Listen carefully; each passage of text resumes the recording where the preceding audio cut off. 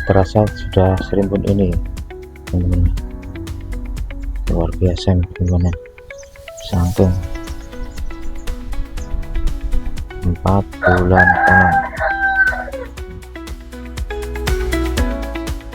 Assalamualaikum warahmatullahi wabarakatuh. Jumpa lagi dengan channel Edi Durian, channel tentang tanaman durian dan buah durian dari Desa Bajuran, Kecamatan Lojaret, Kabupaten Nganjuk.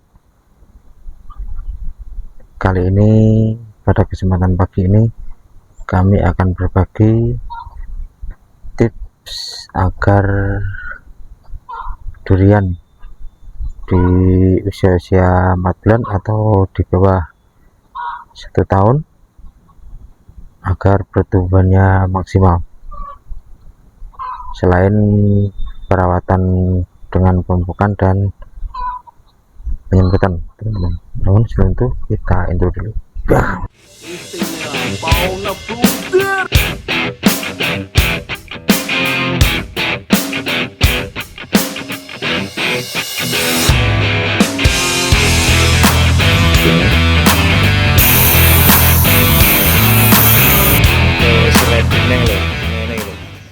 Nah teman-teman,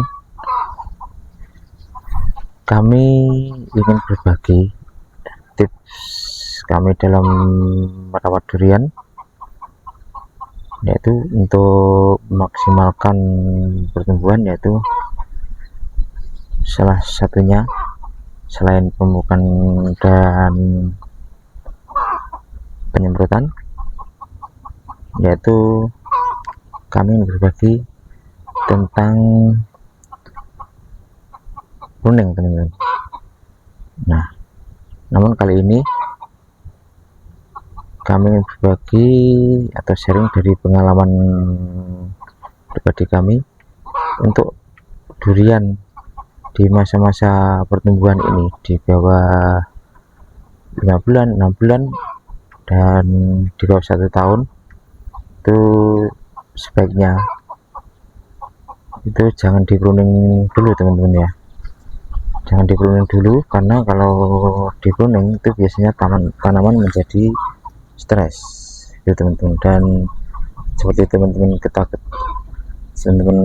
ketahui bersama, tanaman-tanaman seumuran ini itu tidak boleh stres, teman-teman ya.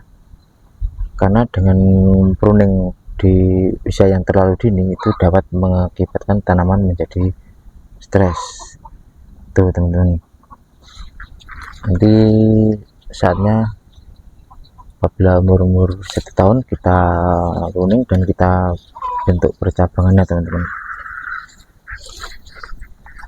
biar bagus. Dan lagi, teman-teman, kita harus rajin mengecek pangkal batang dan sekitar pokok tanaman ini, teman-teman. Kita pastikan tanaman-tanaman ini batangnya sehat. Nah, kita perlu mengecek tanaman terutama saat pagi, teman-teman, karena saat pagi apabila tanaman kita atau batang tanaman kita terserang berbatang, itu biasanya akan mengeluarkan air rembes, teman-teman ya. Nah, ini alhamdulillah tidak ada rembes. Dan bagaimana tentang cara merawat untuk mencegah terjadinya kanker batang, teman-teman? Cukup sekitar pokok tanaman. Nah, ini bersih, cahaya bisa masuk. Nah, ini cahaya bisa masuk, dan rajin menyemprot insektisida dan fungisida, apalagi saat-saat musim hujan ini, teman-teman. Meskipun saat ini musim kemarau, tapi kemarau basah, teman-teman, tapi curah hujannya sangat tinggi, teman-teman. Tuh.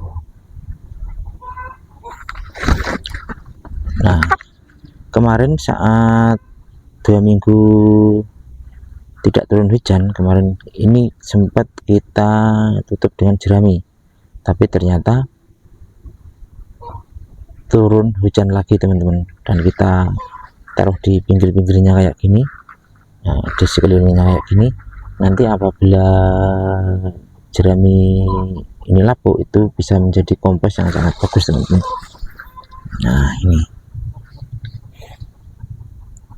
Nah ini tanahnya gembur teman-teman kalau kita kasih pupuk organik dari limbah-limbah jerami atau rumput yang kering kayak gini teman-teman ya. Terus ini teman-teman, satu lagi, kemarin ada pertanyaan kenapa ditanami sekitar pokok tanaman itu ditanami dengan kacang teman-teman ya. Selain untuk meningkatkan nilai ekonominya teman-teman, karena kita ketahui tanaman kita saat ini sedang umur segini masih kecil teman-teman. Nah, ini selain meningkatkan nilai ekonomi, karena kalau kita menunggu panennya ini masih lama teman-teman, masa berbuahnya masih lama. Sambil menunggu buah kita berbuah, kita tanami juga tanaman yang bermanfaat teman-teman. Bermanfaat dalam artian yang ada hubungannya dengan tanaman kita, kesehatan tanaman kita, selain juga meningkatkan nilai ekonominya teman-teman. Yang kita ketahui kacang itu sangat bagus untuk menjaga pH tanah. Apabila tanah-tanah yang drop itu teman-teman cukup tanami kacang atau jenis tanaman yang serupa dengan kacang agar pH-nya naik dan stabil teman-teman. Nah itu yang kita baca, yang kita ketahui, seperti kita baca ternyata kacang tanah mempunyai manfaat seperti itu teman-teman. Nah, teman-teman ya, yang pertama tipsnya yaitu jangan lakukan pruning saat tanaman masih usia dini. Ini saat yang masih dibutuhkan tanaman untuk memaksimalkan pertumbuhannya teman-teman. Pokoknya jangan bikin tanaman kita stres dulu teman-teman ya. Nanti pada waktunya menginjak 1 tahun baru kita lakukan pemruningan. Itu pun juga tipis-tipis teman-teman ya, nggak boleh ekstrim dulu. Itu menurut pengalaman kami yang kita terapkan di lapangan teman-teman. Nah itu yang kedua, jaga kesehatan dari pangkal batang teman-teman. Bagian bawah kita upayakan tetap sehat dengan melakukan perawatan rutin, penyemprotan insektisida dan fungisida rutin, serta pengecekan rutin juga teman-teman. Nah itu yang kedua, ini tambahan teman-teman ya, dan ini juga sangat penting untuk limbah-limbah rumput atau limbah-limbah jerami atau apapun itu. Apabila tidak berguna, itu taruh aja di samping pokok tanaman agar nanti saat lapuk itu menjadi kompos organik yang sangat bagus teman-teman, terfermentasi secara alami teman-teman. Nah gitu. Dan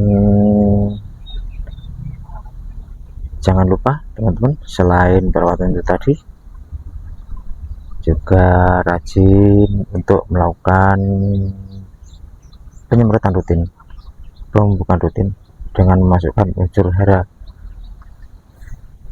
makro primer ke dalam pemupukan melalui tanah teman-teman, dan memasukkan unsur mikronya dan makro sekundernya dari aplikasi penyemprotan melalui daun teman-teman ya. Itu sekitar tips perawatan dari kami teman-teman. Semoga video ini bermanfaat, dan apabila ada salah kami dalam menyampaikan penjelasannya, kami mohon maaf yang sebesar-besarnya. Sekian, assalamualaikum warahmatullahi wabarakatuh. Salam lestari.